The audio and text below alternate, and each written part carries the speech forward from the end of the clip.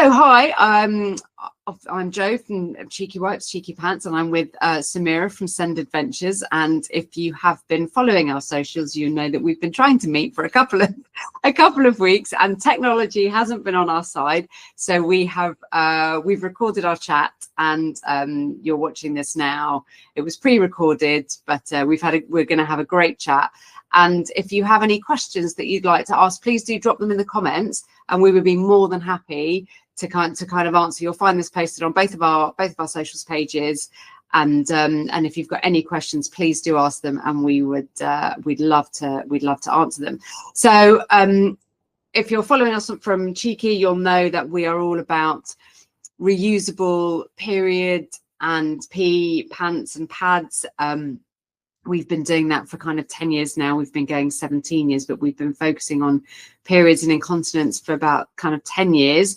We work a lot, and we'll talk about this as we go through with Samira. We work a lot with kids, and we get involved with parents with kids with different needs when it comes to periods and stuff, which is why our relationship with SEND Adventures makes so much sense. Which is why we wanted to have this conversation. So for those of you who don't know, this is Samira from SEND Adventures. Thank you. Been so excited and waiting to do this for such a long time. So SEND Adventures is a recent launch. It's a free online magazine aimed at families of children with special educational needs and disabilities. We have so much on there. We only launched in February, and since then it's been non-stop with interest. People like yourselves, companies like yourselves, charities, just wanting to get involved because there's so much that can be done. There already is so much happening, but there is so much more that can still be done. We have articles, interviews, recommendations. We do question and answer where we signpost families to key charities. What we don't say is that we're the expert in everything SEND.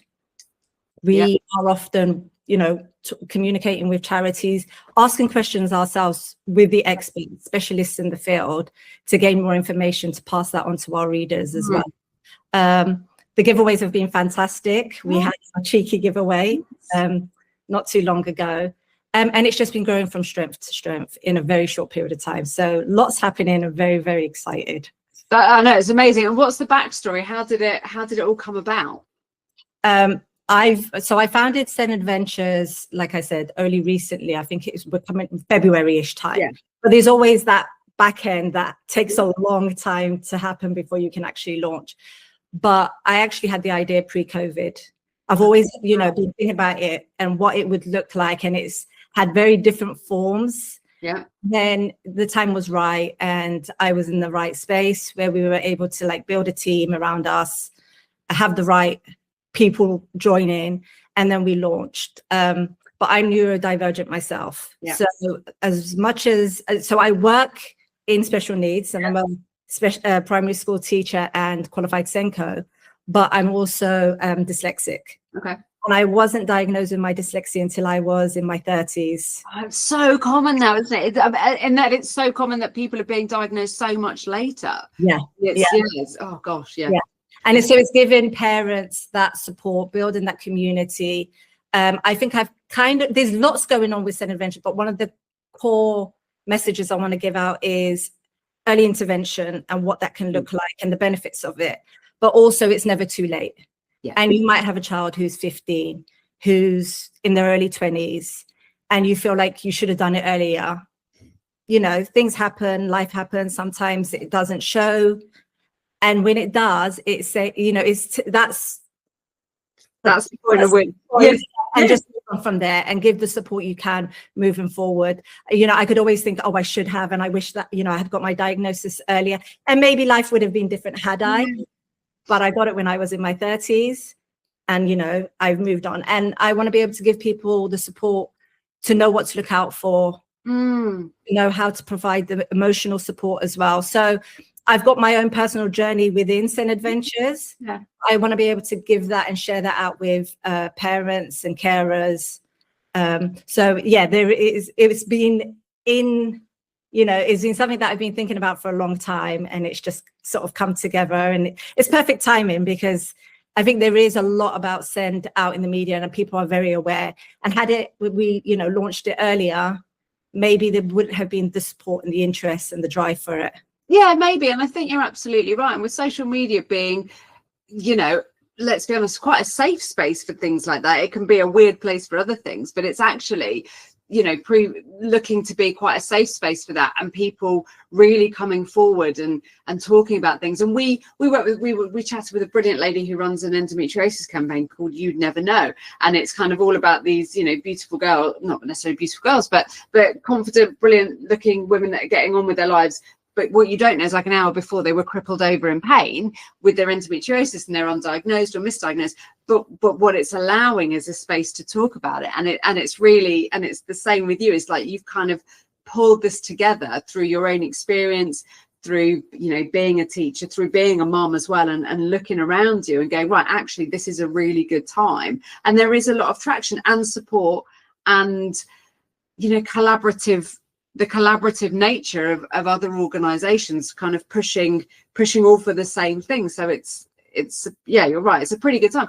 And we hear, with our own kids as well, particularly women, these things can go undiagnosed for longer because women are so good at masking and are really good at kind of covering up or going, no, it's fine, it just feels a bit weird, or whatever it is that is affecting them. And actually, so yes, when you are diagnosed, and you maybe, had you been diagnosed earlier, you maybe wouldn't have launched this. You maybe wouldn't have gone into teaching. You maybe wouldn't have gone into specialising in SENCO. But there was something in you that kind of put you in that direction and has brought you to this place, which is, very fortuitous for all the people that you are writing for, that you're advocating for, and that you're helping, and all the families. So it's it kind of all falls into place, doesn't it? Yeah, often people will say to me, oh, but you've done fine, look at you, you've done fine. And I think if only you knew. Exactly. You knew, there are days where I am fine, but there are days where I have major overload. And I've had so many emails coming through, and I've had to really kind of make sure that I've structured it right, and read it 5 times before I sent it. So yeah, I am fortunate, and I've kind of fallen into a job that I love, and it has worked itself out. But the people who see the other side are often your family when you go home at the end of the day and you're exhausted and you can't bring a sentence together. Yes. There are nothing more to give, and you can't even cope with how did you even get through your day.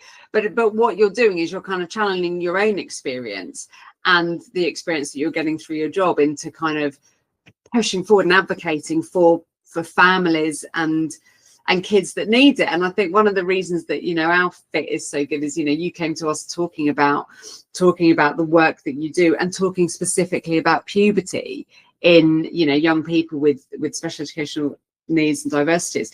And that really resonated with us, because we've done some work as well. We've written some blogs, we've worked with some communities, and that's what really kind of pulled us together. And so do you want to talk a little bit around, you wrote an amazing blog article on it, and where kind of that came from for you guys? Yeah, so when we do a recommendation, or we want a partnership with a giveaway, for us it's not about selling the product or trying to push products onto people if they don't mean anything to us.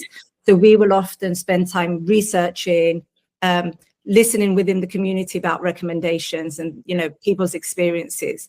Often when there's an actual barrier, so it's not, oh, this is the new product out, and kind of waving it at people. Where's there a need? What is the barrier? As we would do in our classrooms, as we would do, trying to find solutions, and then speaking to companies that resonate with that. And with Cheeky, it's something that we would use for ourselves. So kind of used our own money and gone out and brought Cheeky products, rather than just saying, oh, can we have a giveaway to give to, our readers?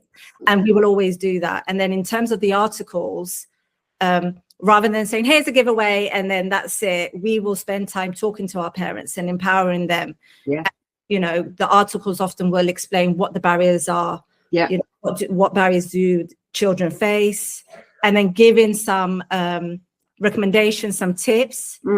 Include our giveaway within that. So it's not the only answer, you either win the giveaway or you don't. We're going to give quite a few tips. Was going to win the giveaway, but we want to take something away from the article. What would you say the main barriers are? So when you're kind of looking at at kind of looking at kind of younger girls kind of starting to go through puberty with various, you know, additional needs and you know, awarenesses, what would you say are the barriers that you, what are the 2 or 3 top questions that you are asked or you advise on parents when it comes to that? Yeah, from our own experience, like my own experience of being in the classroom, and I often, there's one particular girl that sticks in my mind who has started her period in about year 5, and there was so much going on with her, bless her, because she was just so emotional. Year 5. Express it. So she, you know, she's not able to express how she's feeling.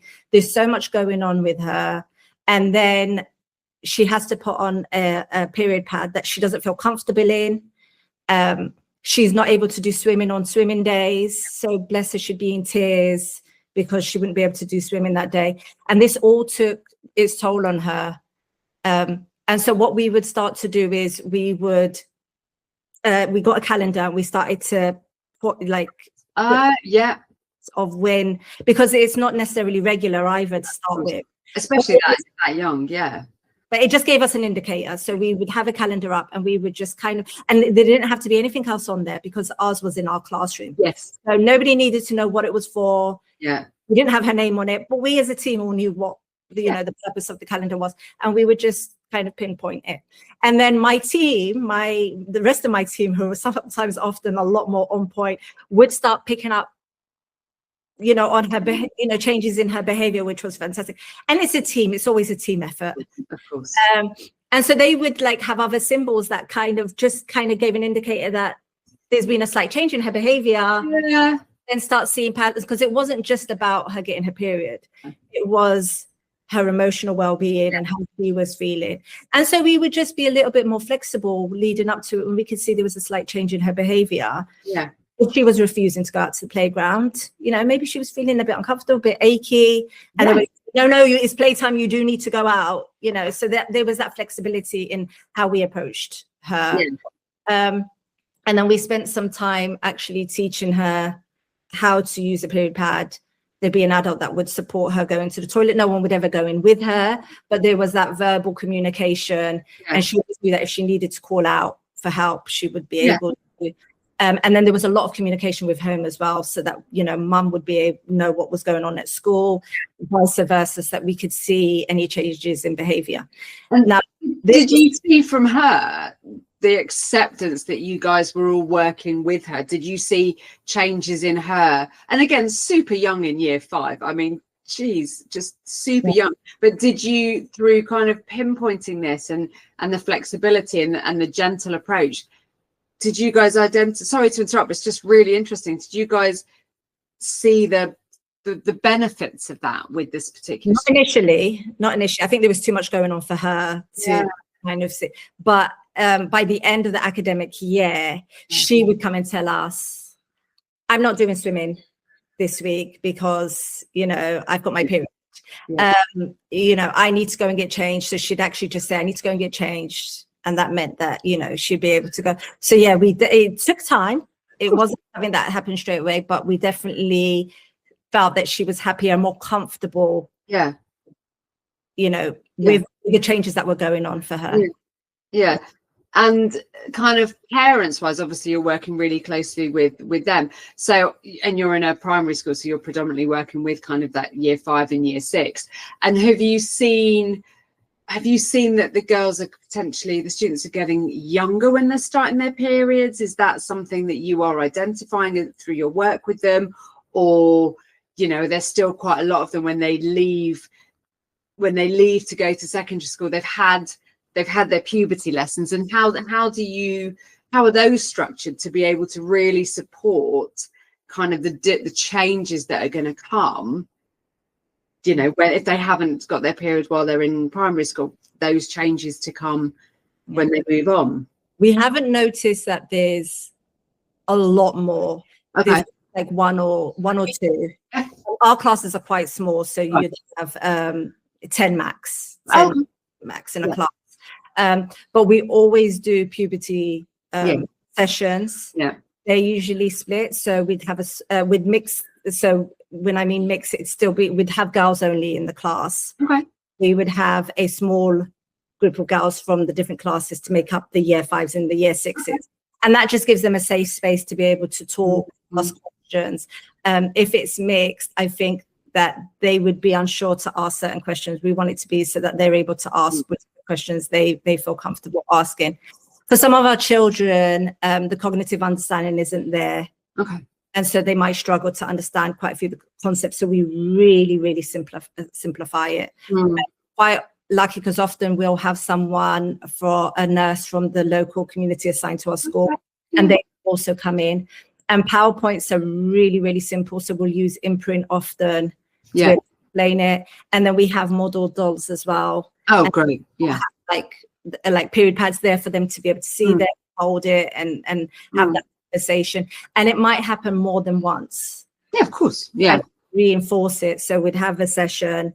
They might have it in year 5. They're going to have it again in year 6. Yeah. And the opportunities. And sometimes in that time they will have, maybe understood a bit more, or have a friend who's had a period. So then they actually it becomes a reality, an experience that they've had at home, and then they can ask more questions. And the boys also have an opportunity as well. So it wouldn't be that the girls have sessions the boys don't. It's just to give the girls and the boys a space where they can just ask questions without being over wary of maybe people laughing. And often that won't happen, because I think they're more factual about things. Yes, quite direct, because actually that's what works, is kind of like you exactly say, that the facts around it about what is going to happen, how it might feel, how to manage it, which obviously there's myriad ways, but yeah, it is going to be quite factual. So you take all of that learning and all of your expertise there, and so in your work with SEND Adventures, when parents are talking to you, because so there you're dealing with young people kind of up to what age are you dealing with through SEND Adventures? So it's all the way up to 25. Up to 25. Oh, okay. If they needed that support. We want to do a lot more work in that sense. I think actually, when we're thinking early interventions, there's a lot about the younger children, but especially with the interviews that we're doing. And questions that parents are asking, because a lot of our interviews, we want the parents to be sending in questions, which they've been participating. Their questions will be aimed at older children or teenagers. So there's no kind of limit. It's children, young adults, and the experiences that they're having as well. But had we known about Cheeky Pants before, that would, like with that young girl that I have in mind, that would have been such an amazing not necessarily a solution, but it would have helped enhance it. And so because I'm kind of thinking about swimming and about swimsuits and stuff like that, and not missing out potentially, which is obviously super important for somebody that likes structure, and not just particularly that student, but for students that like structure and like to know when they're doing something, and to miss out on something that is really beneficial to them and especially again at a younger age. So so kind of taking that on through to the work that you're doing with the parents, what are some of the other barriers and questions that they're coming to you with for kind of older kids? I think with older children, there's often like a lot more of the hormonal. But there are also the changes, the physical changes are a lot evident as well. So when they're younger, there is the change, but it's not so obvious. I think as they're getting older, there's a real physical change. Being prepared for that and understanding. And it was brilliant in your the article that you had done in terms of giving the symbols. Social stories are fantastic for that. And if you can include, like, personalize it for the child, but even if it was general, that social story of explaining that, really simple, they don't need to be overly detailed, no fancy language, just keep it really simple. And, these changes might happen. This is what you might notice. Because even skin can change, isn't it? And they can end up, acne spots, and we deal with that. So there's just so much going on. Sleepless nights often. Sleepless nights, cramps in the night and stuff like that, and cramps at school and stuff like that. And it's tricky enough to manage when you don't have additional needs, so you don't have a neurodivergence, and then you kind of add in any kind of additional things to consider that just take it over. And I know we've talked quite a lot about pants, about, you know, we sometimes get messages in from parents whose kids just won't wear pants, just basically don't wear pants, whether they're, you know, potentially home educated or in certain situations. And you kind of think, okay, well, how are we going to be able to help this person manage their periods? You know, and you kind of think, okay, well, there are period pants. Are they going to work for them? Are they going to be comfortable? And we as a company have worked quite hard to find solutions that are acceptable, not always comfortable, not always the right solution for everybody. We know it's not a one size fits all, but we, you know, the feedback we get, and through talking to you guys as well about what as a business and as a community you guys can do to offer and help and just start to take away some of the, you know, and anxiety is a big word, but take away some of those anxieties around the changes, around how things feel, about the feel of blood coming out, about where is it going to catch? Is it going to, you know, if your pants aren't right and it's going down your legs, does that feel worse than wearing the wrong style pants? And there is so much to consider, isn't there? And it might be like trial and error, and it often is, you know, try this, does it work? Do you feel comfortable in it? Yeah. You can try another pair, and, you know, and it might even be with the cheek pants, you've got like different thicknesses as well. Yeah. And which one do you feel most comfortable in at which stage of the period as well? Because at the beginning, yeah, it changes all the time. And it might also be trying them on when they don't have a period. So regular normal day, wearing them and getting comfortable with them rather than waiting, because then there's this an association with these pads only with when I'm on, and I'm already irritated and anxious, and then I've got these.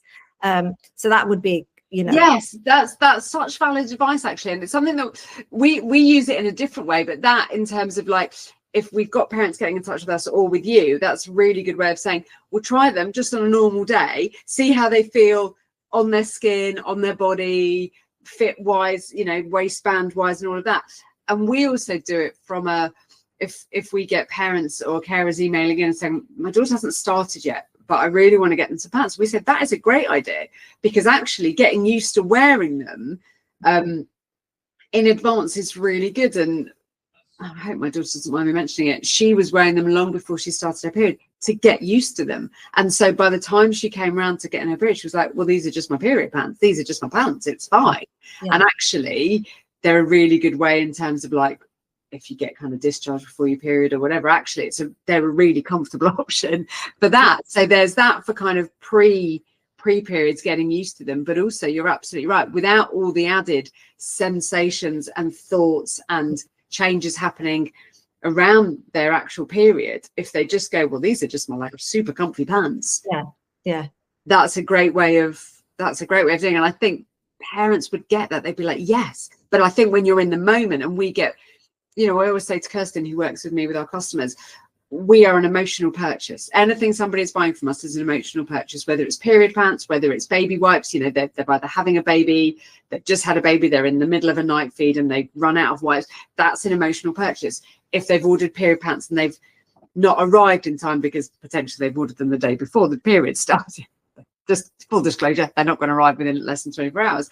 So it's an emotional purchase. And actually, if you take the emotion out of the situation and take the anxiety and the discomfort and the disorientation, I think, out of it, and just go, right, let's just try these on as pants. And see what happens. It's a kind of good way of just taking some of the not the sting out of the situation, but you know what I mean? Yeah. And children will find a way of telling you, even, you know, if a child's nonverbal. Yes. Which a lot of the children I work with are, they will find a way of telling you that they're uncomfortable, that they don't like it. But if you wanted to, you could have like symbol cards where they could let you know, if they liked it, or you could have a picture of them and they could point to them as well. You know, you could, this is kind of like the build up to it. Sometimes just matching. So if you took a picture of the pants and we said, let's match, find the same. And then they could just, it's almost kind of like just that building up to it, not making it so that it's so you need to wear them and you need to wear them now. You know, there could be that kind of just really relaxed. The more familiar the child is with the parents and the whole kind of routine, more is, you know, even the stress for the parent, because it must be very stressful. And you know, you're putting them in these pants or a period pad, and you're sending them off to school all day, and you must be thinking, you know, how have they been? Have they needed to change? Is the teacher aware? Have they been able to express, you know, how they're feeling? I would say schools, especially special needs schools, we are very aware and in touch with the children. But even mainstream, I'm sure, you know, if we were to speak to the school, the tutor, if you know, the form tutor, if they're in secondary, or if it's, you know, teachers care, and if you know, your child needs space and help, that they would provide that. But it's that conversation with the school and just saying, this is where we're at. It's exactly that. And we hear it a lot with kids that are still mildly incontinent up to 7, 8, 9, 10. And we hear it when kids are getting ready to go on their year 6 residentials. So we hear it from parents emailing and going, right, we need some incontinence pants. My kids aren't always wet at night, but they might be, they're going away. And we say to them, absolutely, have a look at this. Tell the teacher that they're going with, and we can guarantee you, your kid is not the only kid in that dorm that is going through this. So let the teachers know. They can either buddy them up, or they will chat to them. They will be aware. They can help them roll up their sleeping bag in the morning, or whatever it is, because the teachers, you know, it's so much more for them as well, because they're not going to want to go on a residential. They're not going to want to go on a sports day, knowing that the kids that they are looking after and teaching are going to be uncomfortable. That's not, you know, it's not the 70s. It's, you know, it's not when I was at school. And it's amazing the job that, you know, that you guys do as Senko, and starting up SEND Adventures, you know, as a side hustle, let's face it, on top of your day job, is amazing. And it's kind of proving that there are communities out there and organizations out there that are a wealth of information. That's one of the things I kind of love when we first kind of started chatting, is looking, and I messaged Helen immediately that you guys got in touch. I was like, we have to work with these guys, because it's an area that we are really wanting to, you know, support, and then to kind of, you know, get into a little partnership and collaboration purely for the best reasons, so that there is more information out there. And, you know, if it makes so many more kids more comfortable, and parents as well, you know, you're a parent, I'm a parent, and you want to take away that worry. And, you know, as a brilliant Senko teacher and running SEND Adventures, that's what you're doing. And you kind of want other people to go, yeah, we hear you, we're doing it too. And it's it's amazing. It's brilliant. I love it. You know, for such a long time, there was a stage where it was like very much the professional, the experts were talking, and it's really good that we're able to hear the parents' voice now. I think the parent voice is really starting to come through, and they have a wealth of knowledge as well. Well, they've almost become the experts, haven't they? The parents have almost become the experts. And that's where I think social media is great, because there are groups, there are communities where parents aren't ashamed, aren't scared to go, sorry, my kid needs help here. And actually, I found this has worked, or this didn't work for me, but I'm really willing to listen to what you've said. And through their experience with their own kids, and through chatting, and through support from people like you guys, the parents are just like starting to really, really come up, and it's amazing. And seeing that relating into policy, that, you know, governments, you know, listening, we hope listening more, and being able to kind of take that expertise on board, because theirs is the lived experience. Absolutely. And you are doing a lot of work in with schools and charities as well. Do you know what we are? We one of the best parts of my job, my day job is like chatting away to customers, like, have they got their pants on time, have they got what they need, did their wipes work, why are their wipes smelling, you know, all of that day to day. All of our lovely brilliant customers email in or phone us, and Kirsten and I answer them all day. And the other side of my job is working with communities and charities. And one of the biggest things we've done in the past couple of years is, in the past 5 years actually, is we've worked with, so in Wales, each council gets a period dignity grant to be able to provide free period products to students from 8 to 18 within full-time education, whether that's home educated or within schools. And we worked with Cardiff for 5 years, all the schools in Cardiff supplying packs of 3 period pants and wet bags, so that each student would get one.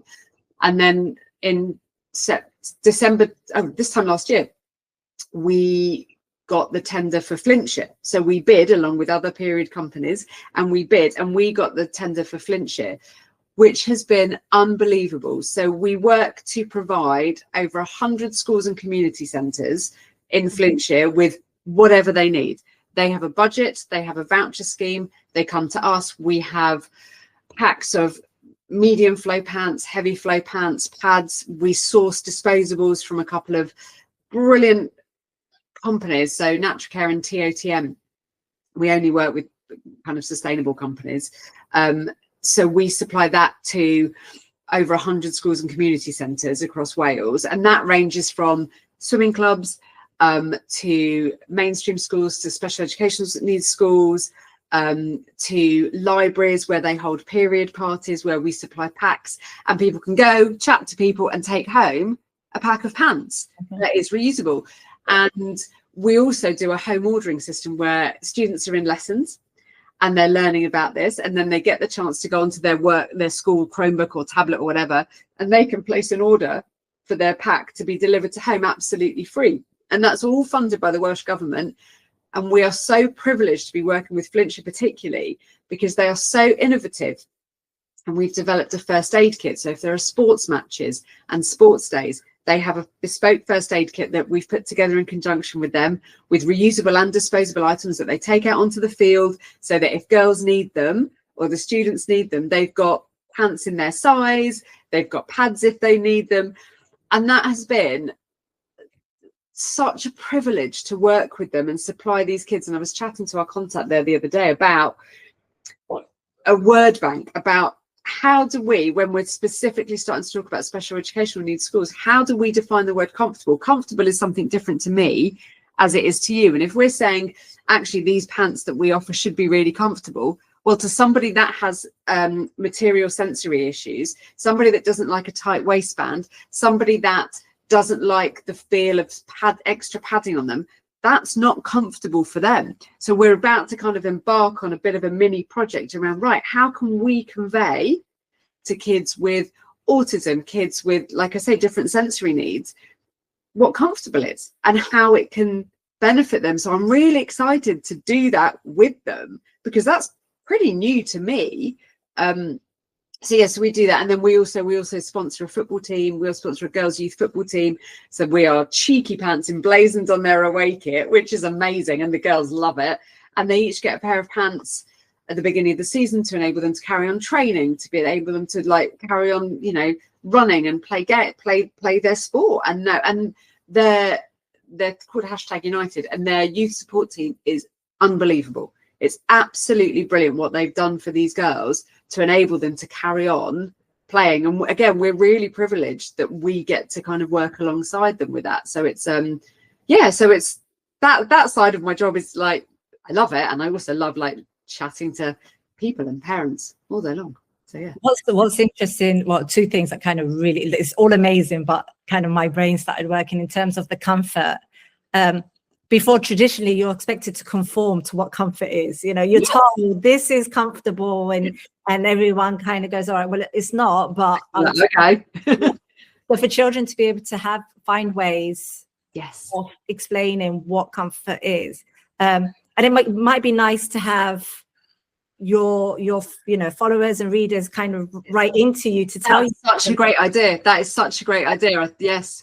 Of, this is what, once you've got 100 or 1,000, yes, you'll have an idea of what word is. And we'll guess. And you're absolutely right. Our customer base and our followers are so diverse, which we love. We have 100,000 people who follow us that have endometriosis.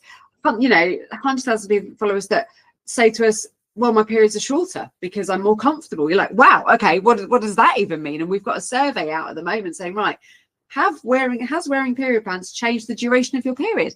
Has it changed the pain in your period? Because we get anecdotal stuff from our customers who leave us feedback.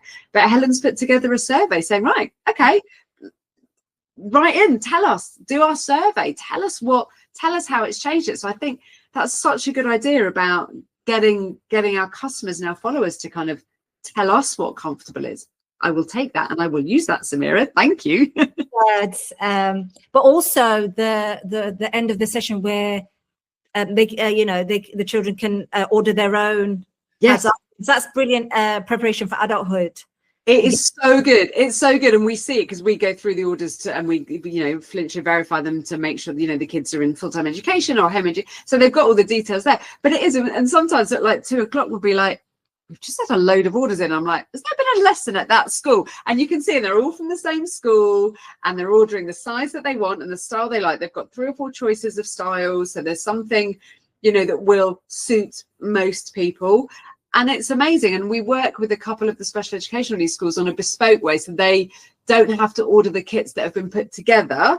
They can order outside of that, still funded, but actually they get a chat with me and I go, right, okay, well, actually, I think this might be a better mix for the kids that you're talking about. And, we can look at an order and go, I know that's for a special educational needs school. I don't think those pants are right. And I can phone up the lead at the school and be like, let's just tweak this a bit so that you get what is best for the students, right? How many students are in the year? What is their age range? So it's brilliant for us to be able to work like that. And it's a real innovative. Flintshire have been really innovative at showing how proactive and flexible they can be. So it's been amazing. It's been amazing to work with them. Thank you so much. That was an absolutely gorgeous chat. And we will definitely do this again. And anybody that's watching, please comment underneath and we will absolutely answer your questions.